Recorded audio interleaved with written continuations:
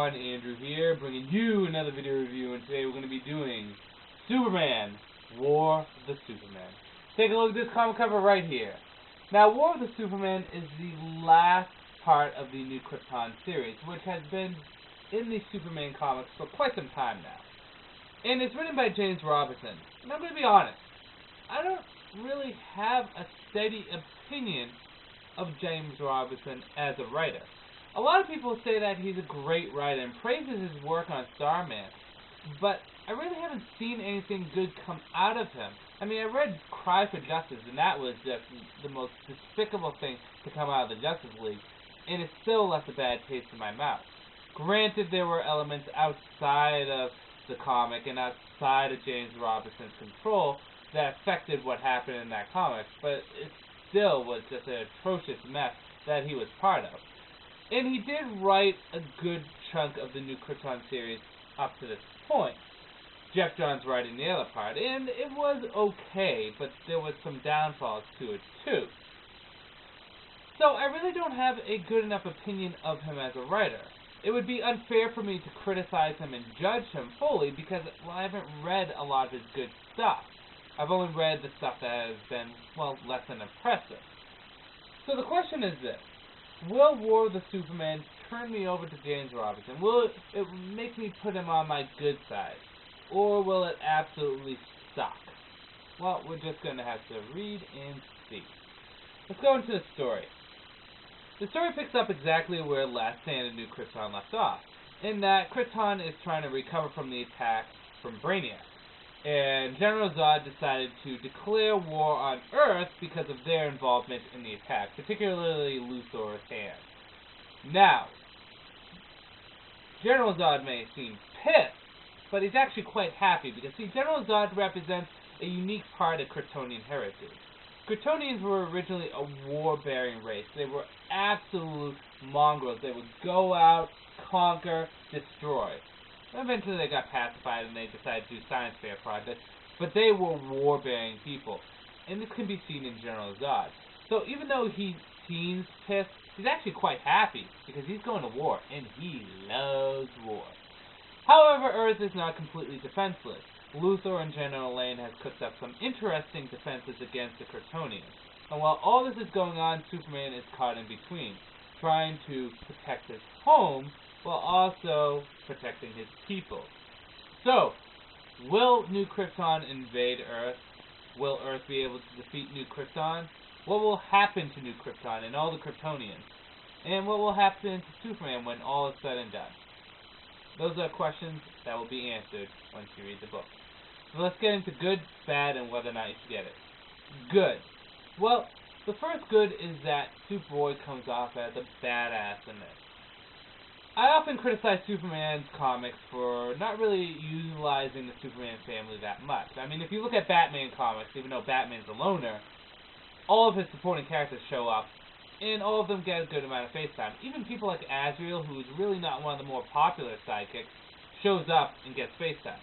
But in Superman universe, Supergirl's the only one that really actually gets any notice, and even then it's kind of iffy. It's mostly in her own comics. Steel doesn't really get much notice, and Superboy is the worst of all. It's almost like he's excluded. He's the black sheep of the Superman family. Not totally Kryptonian, but not totally human. Even when he first appeared, Superman wasn't all that inviting towards him. So to actually see him come off as a badass in this, and really be the reason why the Kryptonians were able to be defeated, it's really cool. I like Superboy, and the fact he gets actually some respect and time in this comic is good. In addition to that, Luthor's plans and defenses against Kryptonians' attacks were actually pretty clever, particularly the one that happened in space that had to deal with, well, I don't want to reveal too much, I don't want to spoil anything. But that was quite cool too. In addition to that, the art was, for the most part, good. This is also the end of the New Krypton series, which the end needed to come, because although the New Krypton series had a lot of good going for it, it was getting dragged on a long time. Way too long. Bad. Well, the first bad is everything in here is predictable, cliche, or people thought it was going to happen. I mean, from what happened to New Krypton, to what happened to the Kryptonians, to what happened to Superman and everything else in between, you could see it coming a mile away. It was one of 3 options, and all of them were predictable. See, handling something like Krypton coming back, or a new Krypton, is not an easy task. It's like bringing Jason Todd back to life. No matter what you do, people will not be happy with the results. It's messy and it's hard. So I won't hate on James Robinson so much with what he did to conclude this, but for the book itself, it's just so predictable and mediocre, and come on, anyone could have thought this stuff up. Plus, Superman seems utterly useless. He doesn't really do anything. He whines and he hugs people, and that's about it. He really doesn't do anything. And the Superman issue 700 really didn't impress me. A lot of people praised it for being a great issue, bringing Superman back to Earth. But it felt as though issues brought up in that really have been brought up before. For example, Lois showing that she's supportive of Clark going off and being Superman. This is something we've known for a long time. Hell, he was gone for a year and she supported him. We don't need to be told this again. Actions speak louder than words. The fact that she stood by him was enough. We don't actually need you to tell it to us. That's like me flipping you off and telling you I'm flipping you off. We know. So I wasn't really impressed by issue 700. It wasn't bad. It had emotion to it, but it really wasn't impressive either. On a whole, whether or not you should get it. Well, if anyone has seen my Essential Superman comic book list video, which if you haven't, check it out. A little plug to myself. You'll see that I actually recommended this on 2 of the essential lists. The Modern Superman list and the overall Superman list. Now, although I'm recommending these on the list, it's more or less out of necessity. This isn't necessarily a good book. There's a lot of silliness to it, and it's cliche, and there's only a few good things going to it. It's not bad to the point that I would just be like, oh, horrible. No, it just isn't good. It has nothing going for it.